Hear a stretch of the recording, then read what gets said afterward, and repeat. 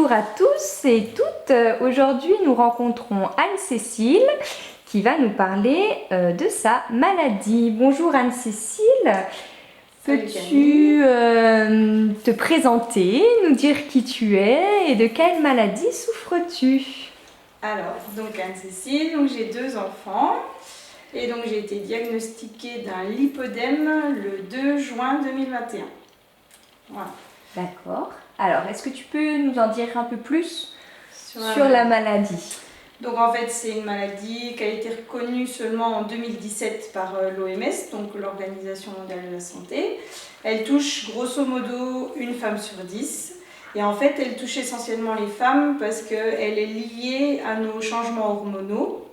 Et en fait, cette maladie, donc, elle se stocke principalement dans les jambes et dans les bras. C'est là où on retrouve le plus souvent la maladie. Et donc, elle est due à une inflammation de la masse graisseuse. Donc, en fait, on a tous de la graisse en nous. Simplement, on peut avoir de la bonne graisse et de la moins bonne graisse. Et cette moins bonne graisse, en fait, elle est un peu identifiée comme étant mauvaise parce qu'elle est sans arrêt en train de s'inflammer. Et donc l'inflammation de cette mauvaise graisse crée des douleurs et peut à terme, selon la durée de l'inflammation, toucher aussi la lymphe. Et donc là c'est un petit peu plus compliqué. C'est pour ça que parfois on parle de lipodème, lymphodème. Mais là actuellement moi c'est que du lipodème parce que j'ai pu être traitée assez rapidement. Donc ça n'a pas encore attaqué la lymphe. Voilà. D'accord. Et du coup, comment tu t'en es rendu compte? Enfin, quels ont été les symptômes qui t'ont amené à ce diagnostic? Ouais, alors donc en fait, moi ça fait déjà 12 ans que je porte des bas de contention, donc c'est hiver comme été. J'en portais pas la nuit parce que pour l'instant j'en avais pas encore la nécessité, mais il faut savoir qu'il y a des femmes qui en portent nuit et jour. Donc déjà c'est une contrainte, les bas de contention, parce qu'on ne peut pas s'habiller comme on veut. Ouais.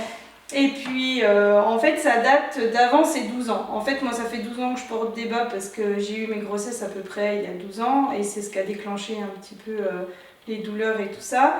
Mais en fait dès l'adolescence, en fait dès qu'on commence à avoir des changements hormonaux, le lipodème peut apparaître.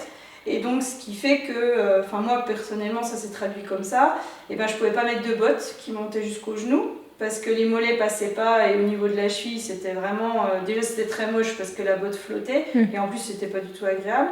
Et au niveau des pantalons, ça fait que je ne pouvais m'habiller que en pantalon de tailleur parce qu'en fait au niveau de la taille on pouvait en mettre 3 ou 4 comme moi et au niveau des cuisses ça passait pas. Donc déjà c'est un gros problème parce que psychologiquement au niveau confiance en soi, c'est pas top. Voilà. Et donc ça a commencé comme ça, mais là on sait pas trop. On se dit oui, bah, c'est nous qui sommes mal foutus, ou on fait pas assez de sport, ou on mange mal. Une morphologie. Voilà, un peu à la noix. Et puis en fait après donc j'ai eu mes grossesses, donc j'ai commencé à porter pas mal de bas parce qu'on me disait ah bah vous faites de la rétention, vos jambes ça va pas, tout ça. Et donc ça se caractérise essentiellement sur la douleur. D'accord. On peut avoir des jambes poteaux, enfin c'est le terme, on peut avoir des jambes poteaux sans avoir de douleur, auquel cas ce ne sera pas du lipodème. Mais la douleur c'est vraiment l'élément déclencheur de la maladie. Ok. Voilà. Alors du coup, comment as-tu vécu l'annonce de la maladie et l'acceptation, si c'est accepté? Si c'est accepté.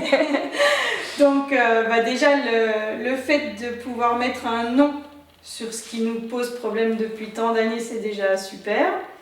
Après, le gros souci que l'on peut avoir par ici, c'est que très peu d'angiologues, en fait il faut aller voir un angiologue, il ne faut pas aller voir un phlébologue. Très peu d'angiologues connaissent la maladie, donc moi j'ai su par des forums qu'une angiologue d'Annecy pouvait diagnostiquer ce genre de choses. Donc j'y suis allée, elle a été super et tout.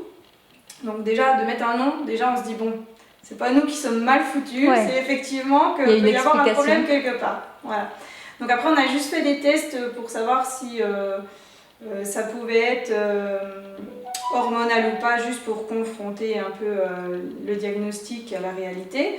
Donc moi il s'avère que j'avais des super bonnes analyses de sang, que mon hygiène de vie était très équilibrée, que je faisais déjà pas mal de sport parce qu'on essaye quand même de maigrir le plus possible.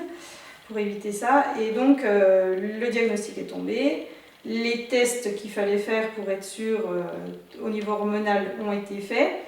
Et donc, la seule solution de traiter cette maladie, c'est la chirurgie. Voilà. Donc, même si on fait énormément de sport, même si on mange très bien, la maladie ne peut pas partir tant qu'on n'enlève pas cette mauvaise graisse qui est enflammée. D'accord. Voilà, donc après reste la question de où, quand, comment. Et donc en fait en France on n'est pas très en avance sur le problème. C'est pas la première fois qu'on en parle. Voilà. Donc actuellement il y a Paris et Bordeaux qui commencent tout doucement à opérer, mais c'est vrai que les précurseurs en la matière sont allemands, dont un docteur qui s'appelle le docteur Eck et qui a déjà 3 cliniques en Allemagne, dont celle de Mülheim-an-der-Ruhr où je suis allée. D'accord. Voilà. Donc il y a toute une démarche à faire, donc on prend contact avec eux, ils prennent tous nos bilans français. Il faut savoir que donc il y a un bureau de 4 secrétaires qui parlent français très très bien. C'est bon à savoir. Voilà, dont certaines personnes qui sont françaises. D'accord. Une de Dole justement, donc pas très loin, une de Carcassonne et 2 Allemandes qui parlent très très bien français. Donc là, on rassemble les bilans, on rassemble tous les diagnostics qui ont pu être faits, les analyses qui ont pu être faites, etc. etc. Et ce qui est génial, c'est que donc on a une première visioconférence qui dure 4 heures sur le sujet. Donc là, on est en groupe. Donc là, c'est génial parce qu'on apprend plein de choses. Toutes les petites infos que je peux vous donner aujourd'hui, c'est grâce à ça. Et puis ensuite, on a une petite visio d'une demi-heure que nous, avec la chirurgienne et une secrétaire française, où là, elle nous passe un peu au scanner. Okay. Et en visio, elle peut dire déjà ce qu'elle va faire, comment ça va se passer et tout ça. Ah oui, tout ça, ça se passe en visio. En visio. Ouais, en fait, ils ont mis ce système-là en marche parce qu'avec le Covid, ça devenait trop compliqué. Et ils ont gardé ce système-là parce qu'effectivement, ils sont sûrs de leur coût, même par visio. Voilà.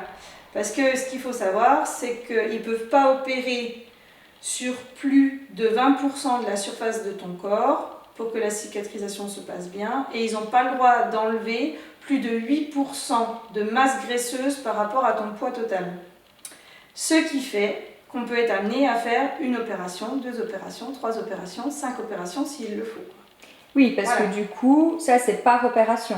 Voilà. Mais après, ils peuvent intervenir plusieurs fois pour enlever la totalité du lipodème. Voilà. D'accord. Donc moi, il s'est avéré que j'étais touchée que aux jambes pour l'instant. Je sais que les bras ont pris du volume, mais pour l'instant, j'ai pas de douleur, donc il n'y a pas péril en la demeure. Et donc rien que sur les jambes, elle m'avait déjà annoncé par visio que par exemple les cuisses, ça serait en 2 fois. Parce qu'elle ne pourrait pas enlever. Et c'est ce qui s'est passé. Elle a fait 1 fois les mollets, 2 fois les cuisses, donc j'y suis allée 3 fois. D'accord. Okay. Avec 8 semaines obligatoires entre chaque opération. Voilà. Et du coup, là que normalement les jambes, est-ce qu'elle enlève la totalité, est-ce que la maladie peut revenir? Parce que là du coup tu me dis les bras commencent à prendre du volume, donc est-ce que ça peut... Est-ce que c'est systématique? Je sais pas comment poser la question. Alors en fait, si tu as curé, parce que c'est vraiment le terme, si tu as curé la partie du corps où il y en avait, la partie du corps est normalement sauvée. D'accord. Voilà. Selon eux, ils ont 8 ans de recul par rapport aux premiers patients qu'ils ont opérés, des patientes plus ou moins jeunes, des patientes qui sont devenues mamans, qui étaient mamans, tout ça, et ils ont tous le même résultat. Sur toutes les patientes opérées, c'est le même résultat. Donc moi, normalement, mes jambes sont sauvées, mais il faut savoir aussi qu'il y a 1 an de cicatrisation. D'accord. D'accord. Donc tant que l'année n'est pas passée, on peut avoir des hauts, des bas. Ça peut très bien se passer pendant 2 ou 3 mois, et puis on ne sait pas pourquoi, il va faire un peu plus chaud, on va prendre un peu plus la voiture, le processus de cicatrisation va se relancer, et là c'est un petit peu plus contraignant parce que les douleurs reviennent un peu, voilà. Mais il faut être patient. Et au bout de l'année, on a un rendez-vous gratuit là-bas ou en visio où elles peuvent nous dire si elles sont sûres ou pas d'avoir tout bien enlevé, ou s'il faut faire des retouches, ils appellent ça. Et auquel cas, ils nous calent entre 2 grosses chirurgies, ils nous font les retouches et voilà. Ok. Donc après, oui, la maladie peut s'installer dans les bras. Ok. C'est ce qui peut arriver, c'est ce qu'on entend sur les forums qui arrivent régulièrement. Mais bon, voilà, tant que j'ai pas de douleur, pour l'instant, on laisse comme ça. Quelle est l'image de soi? Quel rapport as-tu par rapport à ton corps? Avant, après, est-ce que ça a évolué ou pas Alors, l'aspect de mon corps, bon, déjà, tu perds confiance en soi. Carrément, parce que quand tu vois les copines qui sont en bottes et en jean taille basse et que toi, si tu mets pas. À l'époque, c'était pas la mode. Un pantalon taille haute ou quoi que ce soit, ça va pas parce que voilà, t'es pas bien dans ta peau, c'est pas très joli. Donc, déjà, bon, la confiance en soi, elle en prend un coup. Après l'opération, tout le monde me dit que j'ai perdu, mais en soi, sur la balance, ça baisse pas. Ah, c'est fou. Ouais, donc ils ont enlevé 12 litres 8 exactement de graisse et j'ai perdu 1,5 kg quoi. Voilà. Donc il faut vraiment pas faire ça pour l'aspect poids sur la balance, parce que sinon c'est une déception totale. Je pense qu'à terme, tout va se nettoyer et tout va être drainé. Oui, c'est peut-être le temps que ça... Donc peut-être que ça va aller mieux pendant l'année de cicatrisation, enfin au bout de l'année de cicatrisation. Mais il faut vraiment pas faire ça pour l'aspect physique. Il faut vraiment faire ça par rapport aux douleurs et par rapport au ras-le-bol et de plus vouloir vivre avec ces douleurs-là. Donc après, l'estime de soi, après coup, moi pour l'instant c'est un peu la même qu'avant. Je dirais que les douleurs étant passées, je me sens moins... Lourde. Oui, grosse vache, moi j'appelle ça. Voilà. On se sent, en fait... on a l'impression que, bon moi j'ai 37 ans, on a l'impression qu'on ne pourra jamais rien faire de notre vie, qu'on n'est pas capable de faire du sport, qu'on n'est pas capable d'accompagner nos enfants en vélo, enfin voilà. Donc ça revient tout doucement. Après voilà, la confiance en soi, je crois que malheureusement moi c'est un point à travailler. Ouais, ça va peut-être aller vers le mieux, justement. Après j'ai quand même des super mesures grâce à ma physio-nutritionniste que j'avais vue avant l'opération pour être sûre que ce soit bien hormonal et tout ça, qui me dit que en fait j'ai perdu de la masse graisseuse pour qu'en revanche ma masse musculaire se développe. Donc ça pour moi c'est super parce que je suis passée de 30% de masse musculaire à plus de 50% de mon corps. Donc ça c'est vraiment ça c'est top de le savoir. Après la masse musculaire je suis plus qu'à 30% au lieu de 50%. Ok. Voilà, donc ça c'est un bon point. Oui, c'est positif. Psychologiquement ça aide un peu. Eh ben c'est bien, il faut ça. Ok, et est-ce que tu penses qu'à travers la photographie, nous pouvons aider les femmes à mieux s'accepter? Je sais que nous, on a déjà fait plusieurs séances ensemble. Oui.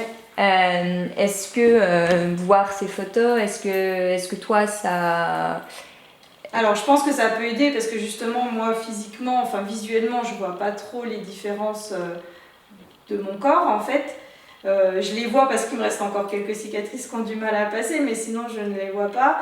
Après, c'est sûr que c'est pas pour te flatter, mais tes photos sont déjà très belles, donc ça aide aussi, même avant l'opération. Enfin, on a fait plein de shootings qui sont super et qui restent à jamais gravés, ça c'est clair. Alors après, je pense qu'effectivement, via la photo, on pourrait faire des avant-après. Ce que fait un peu la clinique, mais moi la clinique j'ai pas assez d'après. En fait, j'ai les photos entre chaque opération. Donc, par exemple, et même au bloc. Ah oui, d'accord. Ils ont fait, donc j'ai une photo où on voit très nettement le mollet opéré, le mollet qui va être opéré. Donc ça c'est super parce que visuellement on voit vraiment la différence. Et j'ai les photos pour ma dernière opération, donc c'était tout l'arrière des cuisses, où effectivement on voit déjà la cicatrisation des mollets et où on voit que l'aspect visuel de l'avant, qui a été fait au mois de décembre, a déjà un peu changé, mais pour ma part, j'en aurais souhaité plus. Donc oui, je pense que la photographie peut aider. Ok. Des conseils pour mieux appréhender cette maladie? Alors les conseils, je dirais que malheureusement, on n'en parle déjà pas assez. Moi, j'ai tendu l'oreille un jour sur une émission télé, une candidate en parlait, et puis je me suis dit, ah tiens, ça ressemble un peu, puis bon, on est dans la cuisine, on fait autre chose, puis finalement on s'y repenche un peu plus, et en fait, faut pas croire que c'est nous les incapables, ou c'est nous qui sommes mal fichus, ou qu'on fait pas assez de sport, ou il faut vraiment se pencher sur le sujet. Après, dès qu'on commence quand même à avoir des douleurs régulières, où c'est tous les jours, où c'est des montées d'acide dans les jambes, à plus savoir comment mettre sa jambe parce qu'on a mal, ou des bleus qui apparaissent un peu comme ça, moi je dirais attention. Voilà. Mais du coup, est-ce que c'est le médecin traitant qui te dirige vers les spécialistes ou c'est toi qui es du coup là à aller taper aux portes? Non, parce qu'en fait, la maladie elle n'est pas connue. Mais vraiment pas connue ni reconnue. Parfois même on ouvre des yeux comme ça, on se dit ouais attends la nana elle veut se faire une liposuction parce qu'en fait elle se trouve trop grosse, mais c'est vraiment pas le cas. Enfin, c'est très peu connu et en même temps quand on en parle on a l'impression d'être une fille capricieuse qui veut juste maigrir, mais c'est pas du tout le cas. Donc non, moi la médecin m'a pas du tout aidée là-dessus parce qu'elle connaissait absolument pas. En revanche elle m'a aidée tout le long du protocole, parce qu'il faut savoir que les Allemands nous donnent donc les piqûres qui sont antiphlébites sur les 7 premiers jours. Mais après, c'est tout à la médecine française de nous prescrire. Donc les ordonnances pour le kiné, l'arrêt de travail parce qu'il faut au minimum 15 jours avant de retourner travailler, etc., etc. Moi, vraiment, j'ai une médecin qui m'a accompagnée et pourtant, j'étais nouvelle patiente parce que la mienne venait de partir en retraite. Donc elle m'a vraiment accompagnée de A à Z. Et en revanche, je l'avais bien informée en amont, je lui avais donné tout le protocole, les coordonnées et tout. Mais franchement, moi je remercie ma médecin et je remercie ma kiné surtout. Ok. Voilà. Du coup, je pense qu'on a un petit peu répondu à la question. Trouves-tu qu'il y a assez de prévention pour cette cause? Là-bas, du coup, en Allemagne, est-ce qu'ils pensent venir un peu plus s'installer en France? Enfin, comment est le lien justement Allemagne-France? Ouais. Alors là, ils ont donc leur but déjà, c'est de faire des conférences au moins une fois par an. Donc là, par exemple, ils ont fait leur première conférence à Dubaï et en Suède. Donc là, vraiment, ils s'expatrient un peu parce qu'ils voient que la méthode fonctionne. Voilà. Après, en France, donc, ils ont un partenariat avec une clinique à Paris et une clinique à Marseille, donc, qui sont déjà existantes, dans laquelle ils viendraient apprendre aux chirurgiens leur méthode. Et il y a 1 voire 2 gros congrès par an à Paris. Donc là, ça s'est passé mi-septembre à Paris. Et là, ce qu'il faut bien savoir, c'est que c'est gratuit, c'est ouvert à tout le monde. Avant le congrès, la congrégation allemande vient en France, dans un café parisien, et elle accueille toutes celles et ceux, pas trop ceux, parce que bien sûr ça touche les femmes, mais les compagnons qui voudraient aussi poser des questions, parce que c'est toute une aventure aussi, hein, autant financière que psychologique que physique après avec le retour à la maison. Donc toutes celles et ceux qui ont des questions peuvent venir dans ce café parisien, c'est ouvert à tous. C'est vraiment une super ambiance conviviale. Et le lendemain, il y a le gros congrès avec l'Association française contre le lipodème. Et là, tout le monde échange et c'est plus poussé dans les connaissances. Voilà. D'accord, donc effectivement, il y a une association française. N'hésitez pas à aller sur le site de la lipoclinique, à info@lipoclinique.de. Les filles répondent super bien, n'hésitez pas à leur écrire, ou même à m'écrire moi, je peux laisser mes coordonnées, il n'y a pas de souci. Voilà. Merci beaucoup. Et pour terminer, est-ce que tu as un coup de cœur à nous partager, donc une personne ou une association que tu voudrais nous parler? Alors ça, c'était la question la plus difficile, auquel j'ai beaucoup pensé. Donc, moi déjà je vous remercie d'être là parce que voilà, l'association prend du temps aussi pour faire partager tout ça, donc c'est top. Après, pas vraiment d'association en soi ou de personne en soi, mais je dirais que un grand coup de chapeau à tous ceux qui aident ceux qui sont dans le besoin. Voilà, que ce soit physiquement, mentalement, financièrement. Voilà, moi j'apprécie ces personnes-là et je pense qu'à terme, leur travail payera. Fait du bien. Voilà. Très bien. Eh ben, merci beaucoup Anne-Cécile pour ce témoignage et à très bientôt. À bientôt.